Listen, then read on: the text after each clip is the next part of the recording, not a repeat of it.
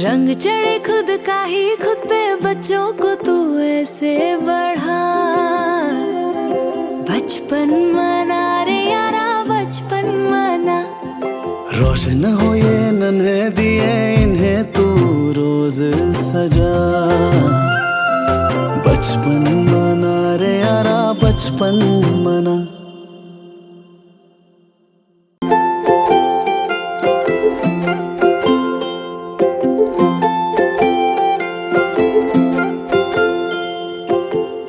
नमस्कार, बचपन मनाओ में आपका स्वागत है। आज हम बात करेंगे खेल की। खेल जो सिर्फ खेल नहीं है बल्कि बच्चों के लिए सीखने का जरिया है, विकास का जरिया है और बहुत सारी खुशी लेकर आता है। खेल वो जादू है जो बच्चों को पहले 3000 दिनों में उनके दिमाग को बहुत तेज़ी से विकसित करने में मदद करता है या विकास करता है उसका। और यही वो वक्त है जब उनका दिमाग सबसे तेज़ी से बढ़ता है। जब बच्चे खेल खेल में सीखते हैं तो ये उनके पूरे विकास के लिए बहुत ही मजबूत नींव तैयार करता है जो उन्हें ज़िंदगी में आगे बढ़ने में मदद करता है। खेल बच्चों को स्कूल और ज़िंदगी भर की सीख के लिए तैयार करता है, चाहे वो बिल्डिंग ब्लॉक्स हों या फिर वो कल्पनाओं की दुनिया बनाना हो या फिर लुका छुपी का खेल हो, पहेलियाँ हों, कुछ और पहेलियाँ सुलझाना हो, साइकिल चलाना हो। बच्चे खेल के ज़रिए बहुत सारी ज़रूरी स्किल्स सीखते हैं, जैसे कि किसी भी मुश्किल को हल कैसे करें, क्रिएटिव कैसे बने, बातें करना कैसे सीखें, एक दूसरे के साथ नेगोशिएशन कैसे करें। उनकी जो ज़ुबान है उसका विकास होता है, भाषा का, और उनके जो मोटर स्किल्स हैं वो डेवलप होते हैं। खेल के ज़रिए ही बच्चे अपने अंदर उत्साह, जिज्ञासा, हौसला और तमाम बुनियादी स्किल्स विकसित करते हैं जो उन्हें स्कूल और फिर आगे की ज़िंदगी में कामयाब बनाते हैं। तो हमने ये समझने के लिए कई सारे बच्चों के साथ वक्त बिताया, उन्हें खेलते हुए देखा, उनकी बातें सुनी, उनके आपस में मिलने जुलने के तरीके को समझा और जो सामने आया वो थी दोस्ती। छोटी मोटी तकरार, एक दूसरे का ख्याल रखना, झगड़े सुलझाना, ख्यालों की उड़ान और थोड़ा सा हंगामा और बहुत सारी मस्ती। लेकिन सवाल ये है कि ये सब उन्हें ज़िंदगी भर की सीख के लिए कैसे तैयार करता है। और इसे समझाने के लिए हमारे साथ है ऋचा शुक्ला जो दोस्त एजुकेशन की CEO हैं, और मुग्धा कालरा जो नॉट दैट डिफरेंट की को-फाउंडर हैं और डिसेबिलिटी इंक्लूजन ट्रेनर हैं, ऑटिज्म एक्टिविस्ट हैं और एक न्यूरो डाइवर्स बेटे की माँ हैं। बहुत स्वागत है आप दोनों का, ऋचा और मुग्धा। हम अभी कुछ वीडियोस दिखाएंगे आपको और अपने दर्शकों को जो हमने बच्चों के साथ शूट किया है, और इसमें बच्चे खेल रहे हैं, बातें कर रहे हैं। ये जो पहला वीडियो है वो हरियाणा के तावड़ू में एक आंगनबाड़ी का है। ऋचा, तो जो आप देख रही हैं उससे आप क्या समझ रही हैं, क्या बताना चाहेंगी, या हो क्या चल रहा है यहाँ? हाँ, यहाँ पे ये खेल जितना साधारण लग रहा है उतना है नहीं, क्योंकि इसमें बच्चे बहुत सारी चीज़ें एक साथ सीख रहे हैं और कर रहे हैं, बहुत सारा कौशल उनका बढ़ रहा है। अब अगर गिट्टी का ये खेल देखें तो ना सिर्फ वो गिनती खेल रहे हैं बट ध्यान लगा रहे हैं उसमें कि वो किस तरह से कितनी एक बारी में कितनी गिट्टी को उठाएं, तो उसके लिए बहुत सारी प्लानिंग भी जैसे लगती है। दूसरी जगह हमने देखा बच्चे एक दूसरे के साथ वो नंबर लगाने की कोशिश कर रहे हैं जिसमें वो बारी लेने सीख रहे हैं। तो ये सारी सामाजिक कौशल हैं जो बच्चों को खेल के साथ ही सीखने के लिए मिलते हैं। इस खेल में भी देखेंगे तो जब बच्चा ऐसे एक एक धागे में बीट डाल रहा है तो उसका ध्यान कितना ज़्यादा उससे विकसित हो रहा है। तो खेल के ज़रिए बच्चों का पूर्ण विकास होता है, ये बिल्कुल यहाँ पे नज़र आ रहा है। और हमारा जो दूसरा वीडियो है वो भी चलाते हैं। जो दूसरा वीडियो है उसको दिखाएंगे। यहाँ पर स्पेशल रीजनिंग जो है वो दिखाई दे रही है, और इससे एक मजबूत स्पेशल रीजनिंग जो है वो सामने आ रही है। मैथ्स और साइंस सब्जेक्ट्स की जो बुनियाद है वो रखी जा रही हैं। तो जो आज इन कपों को इस तरह से समझा रहे वो कल बच्चे जो हैं कुछ आविष्कारक भी हो सकते हैं।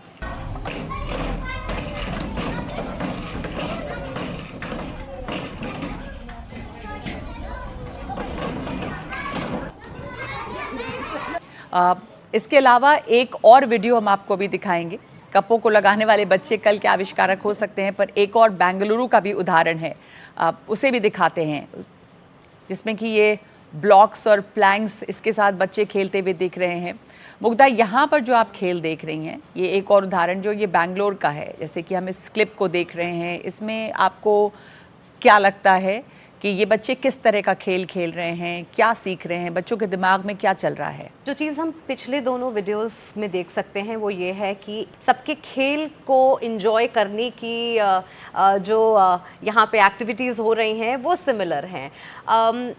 हम प्ले थेरेपी को एक दूसरी नज़र से भी देखते हैं as a special needs community. जब आपका बच्चा अपने शुरुआती दिनों में, अपनी शुरुआती सालों में जिस तरीके से वो खेल खेलता है, उससे भी आपको पता चलता है कि बच्चे का डेवलपमेंट कैसे हो रहा है। तो हमको बच्चों के खेलने के तरीके से भी ये पता चलता है कि अर्ली एज में क्या उनके खेल से हमें ये पता चलेगा कि उनका दिमाग जो है वो किस तरफ जा रहा है। और ये जो कप्स ऐसे सजा रहे हैं रिचा, इससे Yeah. समझ में क्या आता है कि थोड़ा साइंटिफिक टेम्पर है या ये स्पेशल थिंकिंग तो है, पर उसके साथ साथ जो सबसे ज़रूरी चीज़ नज़र आती है इसमें वो है टास्क परसिस्टेंस की। कि वो बार बार गिर रहा है तो वो गिव अप नहीं कर रहे हैं, वो हार नहीं मान रहे हैं, वो उसको बार बार कोशिश करके ट्राई कर रही है कि मेरा टावर पूरा बन कैसे जाए। तो आई थिंक उसने अपना टावर बना लिया और उसके बाद जो खुशी मिलती है ना, उससे बहुत सेल्फ कॉन्फिडेंस, सेल्फ अवेयरनेस आती है कि हम ये कर सकते हैं। तो खेल बच्चों को जो चीज़ें सिखाता है उनमें से एक ये भी है कि अलग अलग हालात में जो अलग अलग परिस्थितियां होती हैं उनसे हम कैसे निपटें, और उन स्थितियों से जो समस्याएं उत्पन्न होती हैं उन्हें हल कैसे करें, उसे हल करने की कोशिश करना भी एक बहुत बड़ा स्किल है। एनसीआर के एक प्ले स्कूल में इन लड़कियों को एक समस्या का सामना करना पड़ा। देखिए इस वीडियो में कि उन्होंने इस समस्या का समाधान जो है वो किस तरह से किया है।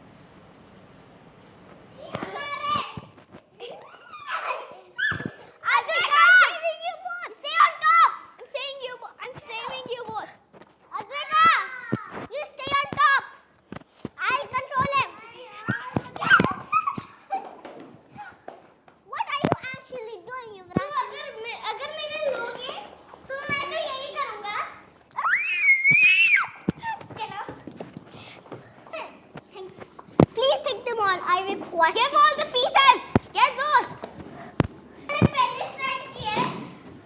Okay. मुग्धा, ये एक समस्या है और नेगोशिएशन चल रही है, ये थोड़ी लेन देन भी है कि ये करो तो फिर हम ये करेंगे। तो ये नज़र आ रहा है कि कैसे ये प्रॉब्लम बिना किसी अडल्ट इंटरफेरेंस के खुद से सॉल्व कर रहे हैं। नहीं, इसमें एक और बहुत इंटरेस्टिंग चीज़ जो है वो ये है कि आप अगर दोनों जेंडर्स को देखो, अगर आप उसमें इंटरप्ट नहीं करो तो दोनों जेंडर्स जो हैं वो विदाउट एनी डायरेक्शन अपनी प्रॉब्लम को सॉल्व करना सीखते हैं। अदरवाइज अगर आप बोलें कि नहीं तुम लड़की हो ऐसे मत खींचो, या तुम लड़के हो तुम्हें लड़की को ऐसे पुश नहीं करना चाहिए, तो उनके दिमाग में ये चीजें बैठ जाती हैं। इसमें दे आर प्लेइंग इक्वली, बिल्कुल इक्वल के जैसे हैं। तुमने मेरा टावर तोड़ा, मैंने आके वापस तुम्हारा टावर तोड़ा। और आपको ये भी दिखता है कि दे आर एज स्ट्रॉन्ग जी, और ये अपनी प्रॉब्लम को सॉल्व करना वो खुद सीख रही हैं और खुद सिचुएशन को हैंडल कर रही हैं। कितनी बड़ी बात है कि कोई मदद की जरूरत नहीं है, एक बराबरी है, लेवल प्लेइंग फील्ड है, एक दूसरे के साथ कैसे निपटना है वो सीख रहे हैं। अब वापस चलते हैं ताड़ू और देखते हैं कि अगला वीडियो जो है वहाँ क्या है। यहाँ पर एक और किस्म की समस्या है। अब ये बच्चा साइकिल पे, एक ट्राइसाइकिल पे है, और जब वो आगे बढ़ रहा है तो वहाँ पर एक गड्ढा आ जाता है सामने में, एक गड्ढे से साइकिल टकरा जाती है। तो ये जो मुग्धा, जो एक होलिस्टिक विकास है उसको देखने के लिए क्या चाहिए, किस तरह की चीज़ें समझना चाहिए इस वीडियो के माध्यम से, जो सीखने के अलग अलग क्षेत्रों को आप कैसे देखती है, किस तरह से उभरते हैं कि वो गड्ढे में टकराता है, हार नहीं मानता, मुड़ता है, आगे बढ़ता है, इसमें तमाम चीज़ें चल रही हैं कि वो वहाँ से कैसे उस सिचुएशन से बाहर निकलेगा। एक्चुअली हम जब न्यूरोटिपिकल बच्चे देखें या हम स्पेशल नीड्स बच्चे देखें, एक चीज़ जो हम दोनों ही स्पेक्ट्रम पे देखते हैं वो ये है कि बच्चे कोई भी मदद नहीं मांगना चाहता है, वो पहले अपने आप प्रॉब्लम सॉल्व करना चाहते हैं। तो जब वो देखते हैं कि मैं यहाँ पे इस सिचुएशन में हूँ तो मैं इससे कैसे निकलूँ, या मेरा दिमाग जो है वो कैसे चलेगा। जैसे एक बार मेरा स्पेशल नीड्स बच्चा है और स्विमिंग पूल में उसके हाथ से कुछ चीज़ निकल गई, वो अंदर नहीं जा रहा था लेकिन मैंने उसकी मदद नहीं करी। वो खेल खेल में उसने अपनी पैरों की उंगलियों से उसको उठा के ऊपर किया। Now that is allowing your child to solve their own problems. नहीं तो हमारे एज अ पेरेंट हमारा क्या होता है, specially new age helicopter parent, कि हम अपने बच्चों की सारी समस्या जो है वो हम ही हल कर दें, कि उन्हें कोई भी, मेरे बच्चे को कोई डिफिकल्टी ना हो। लेकिन जब आप ये छोटी छोटी चीज़ें देखते हैं ना, तो उसमें बच्चों को अपने आप प्रॉब्लम सॉल्विंग कैसे करनी है, अपने आप, या अगर वो नहीं कर पा रहे हैं, how to ask for help, कि मुझे मदद चाहिए, तो वो दूसरे बच्चे की तरफ देखेगा, दूसरा बच्चा देखेगा अच्छा ठीक है इसने इसको मदद की जरूरत है, लेट मी गो हेल्प हिम। रिचा, जो आंगनवाड़ी कार्यकर्ता हैं या प्री स्कूल टीचर्स हैं या पेरेंट्स हैं, उनके लिए उनको ये सिखाना भी कि कैसे बच्चों को खेलने दें, रहने दें, क्योंकि लोगों को लगता है कि नहीं पढ़ाना है, स्कूल भेजना है, वो सब तो है, पर कैसे how to just let them be and develop their own skill, इसके लिए क्या कैसे आसान बनाया जाए कि वो ये बात समझें? हाँ, ये एक समस्या रहती है कि जब हम आंगनवाड़ी दीदी को या टीचर्स को हम बोलते हैं कि प्ले कितना ज़रूरी है, समझ आने लगा है कि प्ले बहुत ज़रूरी है। सारा जीवन कौशल हमने वो बच्चे के ट्राइसिकल को चलाते हुए उस समस्या को जूझते हुए देख लिया कि उसका दिमागी विकास हो रहा है, उसने अपने आप दूसरा रास्ता खोजा या किसी और के साथ बातचीत करके कोई तो हल निकाल लिया उसने, उस वक्त उसका दिमाग चल रहा है। तो जब इस तरह के उदाहरण हम उनको दिखाते हैं, समझ में आता है, पर इसको प्रैक्टिस करना एक अलग चीज़ होती है, स्पेशली जब हम जीवन के हर संघर्ष से गुजर रहे होते हैं। आंगनवाड़ी दीदियों के ऊपर भी बहुत सारा प्रेशर रहता है, पेरेंट्स के ऊपर भी बहुत प्रेशर रहता है, तो उसमें हम एक्सपेक्ट करते हैं कि वो किस तरह से प्लेफुल रहें, किस तरह से खेल को खेल की तरह करें। मुश्किल होता है ये, लेकिन ये दिखाना ज़रूरी होता है करके, ये डेमोन्स्ट्रेशन ज़रूरी होता है, और उसके फ़ायदे जितना ज़्यादा हम बात करेंगे उसके बारे में, वो समझ उतनी बढ़ेगी। जो प्लेफुल डिस्कवरी है और साइंटिफिक थिंकिंग है, उसमें भी काफ़ी कनेक्शन है। जैसे ये जो अगला वीडियो हम आपको दिखाएंगे, ये भी बेंगलुरु से ही है, और ये देखिए रिचा, यहाँ पे जैसे ये क्लिप चला रहे हैं, तो आप बताएं कि यहाँ क्या हो रहा है। ये देखिए ट्रेडमिल पे गाड़ियाँ चल रही हैं, पर क्या इससे सीख रहे हैं बच्चे? हाँ, मुझे तो लगता है ये कल के बनने वाले साइंटिस्ट हैं जो अभी से देख रहे हैं कि मेरी गति कितनी होनी चाहिए, हमारी स्पीड वर्सेस कितना फ्रिक्शन होएगा उसके साथ, उन्हें ये पता नहीं है। मतलब अगर हम भी सोचें कि हम पकड़म पकड़ाई छुपन छुपाई में बचपन में क्या कर रहे थे, तो उस वक्त हमें नहीं पता था। अब हम मुड़ के देखें तो हमें पता लगता है कि हम कितना कुछ सीख रहे थे। तो आई थिंक उन्होंने अभी से आविष्कार करने शुरू कर दिए हैं, कॉज एंड इफेक्ट ट्रायल करना शुरू कर दिया है उसका। जी, वो देख रहे हैं कि वो ट्रेडमिल पे देखिए कई लोगों ने गाड़ी कितना पास चल रही है, कितना दूर रखे, चलाई नहीं, बस उस पे रखे गाड़ी खुद ब खुद चल रही है क्योंकि ट्रेडमिल चल रही है। तो ये भी वो देख रहे हैं कि पहिया जो है वो घूम रहा है, आपको कुछ करना नहीं है। खेल सभी बच्चों के लिए बहुत जरूरी है और बहुत कुछ सिखाता है। खेल सबके लिए बहुत जरूरी है, सबके लिए बहुत जरूरी है। न्यूरो डाइवर्स बच्चे के लिए खास तौर पे मुग्धा, खेल कितनी मदद करता है, खेल के जरिए उनकी जो इतनी एनर्जी है उसको कैसे स्पेंड करना है, वो भी एक बहुत महत्वपूर्ण जरिया है उनको शांत रखने का भी। एब्सोल्युटली। हम खेल को कई तरीके से देखते हैं। हमारे बच्चे आम बच्चों के जैसे पढ़ना लिखना या समझना नहीं शुरू करते हैं। सोशल स्टोरीज जो हैं वो हम प्ले के ज़रिए इंट्रोड्यूस करते हैं। जैसे मैं अपने बच्चे को अगर मैकडॉनल्ड्स लेके जा रही हूँ और उसको वेट करने की आदत नहीं है, तो मैं अपने घर में वो जो बर्गर आता है, और आजकल तो वो सब प्रिटेंड प्ले में आते हैं, तो मैं उसको उससे सिखाती हूँ कि हम यहाँ जाएंगे, यहाँ लोगों की लाइन होगी, हम वेट करेंगे, उसके बाद हमारा टर्न आएगा। यही चीज़ अगर हमें डेंटिस्ट के पास जाना है या डॉक्टर के पास जाना है, तो हम उससे एक प्रैक्टिस कराते हैं।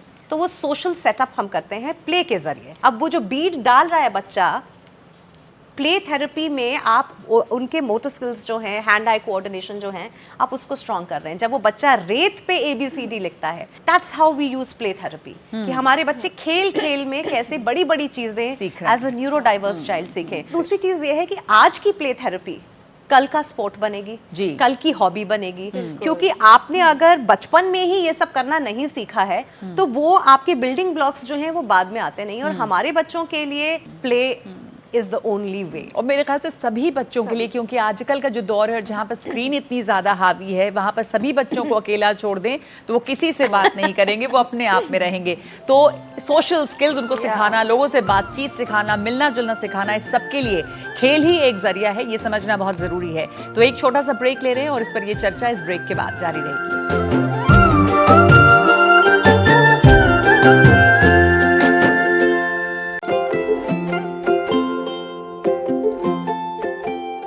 बचपन मनाओ में आपका एक बार फिर से स्वागत है और हम बात कर रहे हैं कि कैसे खेल स्वाभाविक रूप से हमारे बच्चों को जिंदगी भर के सीखने के लिए तैयार करता है।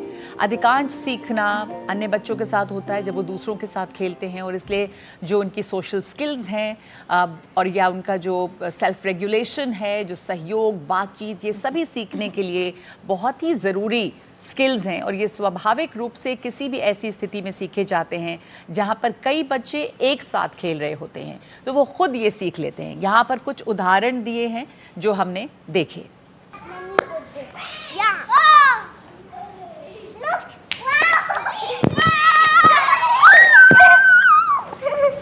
अच्छा तो मैं तुम्हारा क्रश कर दूं? हमारा ले रहे? मैं तुम्हारा क्रश कर It's crushing ours. तो मेरा क्यों लिया हमारा? Okay, you take it. Don't. चलो मेरे इनफ हो गया, मैं तोड़ दूंगा। ये लो वो दोनों मेरे हैं। वो दोनों ये जो हम use वीडियो है रिचा, इसमें लड़कियां भी हैं, लड़के भी हैं। जो हमने अभी देखा, कुछ बच्चे जो हैं वो लीडरशिप रोल में हैं, तो कुछ इसमें अपने आप खुद ब खुद, कोई अडल्ट नहीं है पर नेतृत्व करना सीख रहे हैं। कुछ जो हैं वो स्वाभाविक रूप में नेगोशिएटर होते हैं, वो बीच बचाव का काम भी कर रहे हैं। हाँ हाँ, ये खेल इसी तरह से सबसे खूबसूरत चीज़ होती है हमेशा, जहाँ पे सब एक बराबर होते हैं, कोई किसी से ऊपर, कोई किसी से नीचे, कोई छोटा बड़ा, उसमें सब अपना एक रोल प्ले कर रहे होते हैं। आप देखेंगे वहाँ पे एक बच्चा है जिसको सारा वहाँ पे उन बाकी बच्चों के साथ एक्टिवली नहीं रहना, पर वो बहुत उत्साह के साथ वहाँ अकेले बैठ के कोने में एंजॉय कर रहा है और धीरे धीरे जाने की भी कोशिश कर रहा है। और ये भी एक वीडियो चल रहा है वो ताड़ू के वो एक स्कूल में, यहाँ पे जो बच्चे कर रहे हैं। मुग्धा या रिचा, आप में से कोई भी बताना चाहें कि ये किस तरह की ट्रेड्स और स्किल्स यहाँ दिखा रही है? ये बड़ा फेवरेट गेम है सबका, ये जो ये बनाना ना, स्टैक करना। देखो यहाँ पे कितना इमेजिनेशन, बच्चों की काल्पनिक शक्ति भी जागरूक हो रही है, क्योंकि वो ना सिर्फ एक तरीके से वो स्टैक बना रहे हैं, बल्कि दूसरे बच्चे ने उसके ऊपर कुछ और लगा के, उसको कुछ और बना के अपनी कल्पना से वो सब बनाया। बट इस एक क्लिप में अगर आप जो चीज़ जो सबसे ज़्यादा मेरे लिए उभर के आती है वो है कि बच्चों की सेंस ऑफ बिलोंगिंग है, वो उनकी सेफ स्पेस है जहाँ पे वो एक दूसरे के साथ मिलजुल के खेल रहे हैं। और आपको वीडियोस एक दिखाएंगे जिससे हम सबको पता है कि बच्चे अक्सर करते हैं, हमने भी किया, प्रिटेंड प्ले जो होता है, यानी कि आप एक रोल प्ले करते हैं, आप टीचर बन जाते हैं, आप घर घर खेलते हैं, ऑफिस ऑफिस, ये सबका फेवरेट गेम होता है ये, कि जो हम नहीं हैं हम इमेजिन करके कुछ और खेलें। सभी ने इस तरह के खेल खेले होंगे। इस क्लिप में एक जो हम आपको अभी क्लिप दिखाएंगे, उसमें आप देखेंगे कि कहीं कोई टीचर बना हुआ है, जो वीडियो है उसमें कहीं कोई डॉक्टर बना हुआ है, एक मरीज़ है, कहीं कोई एक कुक के रोल में है, कोई स्कूल प्रिंसिपल के रोल में है। तो इस तरह की तमाम तरह के जो एक्शंस हैं वो यहाँ पर चल रहे हैं, जो हम इसमें देख रहे थे कि ये एक रोल प्ले है जहाँ पर एक मरीज़ है, एक डॉक्टर है, ये भी चल रहा है।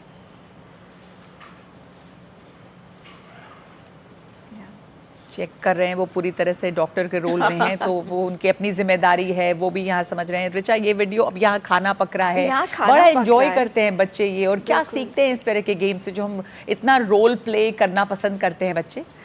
आई थिंक बहुत रिसर्च है इसके बारे में नगमा, कि जो प्रिटेंड प्ले, रोल प्लेइंग होता है, उससे कितना सोशो इमोशनल एक्सप्रेशन आता है बच्चों में, कितना वो डेवलपमेंट होता है, क्योंकि वो ना सिर्फ अपने आसपास की जो इकोसिस्टम, अपना दुनिया है, उसका एक मतलब बना रहे हैं, वो जो देखते हैं, वो जो सुन रहे हैं, वो जो ऑब्जर्व कर रहे हैं, वो सारा उनके एक्सप्रेशंस में निकल कर आता है। प्रिटेंड प्ले में एक जो बहुत इंटरेस्टिंग चीज़ हम नोट करते हैं वो ये है कि वो न्यूरोटिपिकल बच्चों के साथ भी करते हैं, न्यूरो डाइवर्स बच्चों के साथ भी करते हैं, कि वो हर काम खुद कर सकते हैं।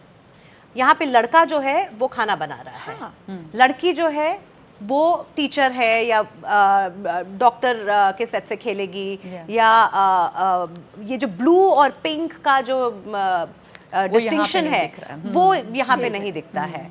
A healthy play also teaches you how to play a sport in a healthy way. आपकी वो जो स्पिरिट है कि आप दूसरे के साथ खेल रहे हैं, competitively खेल रहे हैं, लेकिन वो खेलते खेलते भी आप दूसरे को रिस्पेक्ट कैसे दें, जी, और आप हार जीत के लिए boundaries तैयार कैसे रहें। करें, हार जीत रहती है और डिसअपॉइंटमेंट भी होगा, उस डिसअपॉइंटमेंट को लेना आप कैसे सीखें, वो केवल प्ले ही आपको सिखा सकता है। नहीं तो फिर जिंदगी में आप जब उस मुकाम पे पहुंचते हैं जहां पर ये नेगेटिव फीलिंग्स अगर आती हैं, फेलियर की आ रही है, तो आप उसको नहीं ले पाते क्योंकि आपने bad losers प्रोटेक्टेड बन जाते बचपन हैं। वो किया कि हाँ, हमने हाँ। जीतना ही सीखा था या हाँ। और there is no competition. Mugdha, ये जो सेफ लर्निंग स्पेसेस की भी बात हमने की, उसमें आपने किन टूल्स को बहुत काम करते देखा टू क्रिएट दो सेफ लर्निंग स्पेसेस, और पेरेंट्स को आप क्या कहना चाहेंगे इस बारे में, हाउ टू क्रिएट दो स्पेसेस? आई थिंक सबसे बड़ी समस्या जो हम न्यूरो डाइवर्सिटी में देखते हैं, as a special needs mom मैं ये कह सकती हूँ कि मेरा बच्चा जब खेलता है या मेरे जैसे बच्चे जब दूसरों के साथ खेलते हैं तो हम इंक्लूजन नहीं देखते हैं। आई थिंक प्ले जो है उसके ज़रिए हम ये बाकी पेरेंट्स को भी बोलते हैं कि आप अपने बच्चों के बिहेवियर को देखिए दूसरे बच्चों के साथ में। जब हम न्यूरोटिपिकल बच्चे और न्यूरो डाइवर्स बच्चों को एक साथ लाते हैं, उनको खेलने का मौका देते हैं, दोनों ही बच्चों की पर्सनालिटी डेवलपमेंट में प्ले जो है ये एक बहुत इंपॉर्टेंट रोल प्ले करता है। जी जी, और यही हम आप सबको बताना चाहेंगे कि जो खेल है वो सिर्फ खेल नहीं है, वो सीखने का ज़रिया है। और ये जो हम कह रहे हैं इसके पीछे साइंस है कि इस खेल में बच्चे जो हैं बहुत कुछ सीखते हैं, ज़िंदगी के लिए तैयार होते हैं। लेकिन इसके लिए ज़रूरी क्या है? ज़रूरी ये है, दो चीज़ें बहुत ज़रूरी हैं। एक तो आप उनको वो माहौल दें जिसमें वो सीख सकें, उनको वो वक्त दें जहाँ पर आप उन्हें छोड़ें और खेलने दें, बच्चों के साथ खेलने दें, एक दूसरे के साथ खुलकर खेलने दें। और आप यकीन मानिए कि वो खुद ब खुद बहुत कुछ सीखेंगे, आपको उन्हें बताने की ज़रूरत नहीं पड़ेगी। तो खेलने का वक्त निकालना जो है वो बहुत ज़्यादा ज़रूरी है। और ज़्यादा जानने के लिए आप लॉग इन कर सकते हैं हमारी वेबसाइट पे ndtv.com/बचपन मनाओ। इस पे जाएं और कम स्क्रीन और ज़्यादा खेल पर ज़रूर ध्यान दें। और यकीन मानिए कि बच्चे जब खेल रहे हैं तो वो बहुत कुछ सीख भी रहे हैं। खेल वक्त की बर्बादी नहीं है, सीखने का एक ज़रिया है। बहुत शुक्रिया हमारे साथ जुड़ने के लिए। बचपन मनाओ।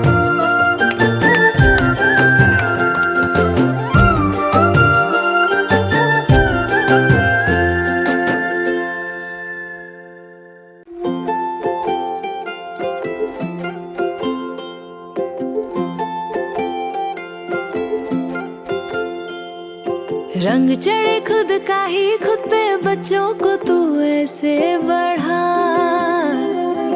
बचपन मना रे यारा, बचपन मना। रोशन हो ये नन्हे दिए, इन्हें तू रोज सजा। बचपन मना रे यारा, बचपन